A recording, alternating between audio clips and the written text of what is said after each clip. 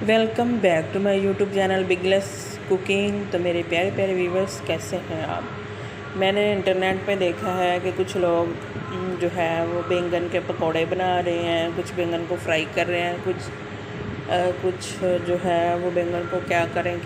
तो मैंने सोचा बैंगन न्यू सब्ज़ी आई है समर की, तो मैं इसका सालन बनाती हूँ और अपने व्यूवर्स के साथ शेयर करती हूँ कि मैं किस तरीके से इसका मज़ेदार सालन बनाती हूँ कि घर वाले सारे खाएं और उंगलियां चाटते रह जाएं। हमारे घरों के मर्द जो हैं वो बैंगन पसंद नहीं करते, तो इसकी तासीर गर्म होती है और कुछ लोगों को बनाना भी नहीं आता। तो मैंने बैंगन का सालन बहुत मज़ेदार और बहुत ही डिलीशियस बनाया है कि बच्चे बूढ़े जवान सभी ही उंगलियां चाटते रह जाएंगे। तो आपने मेरे साथ जुड़े रहना और मेरी वीडियो को फटाफट कर देना लाइक, चैनल को भी जल्दी से करना सब्सक्राइब। तो चलें अब हम स्टार्ट करते हैं अपनी रेसिपी। Let's go.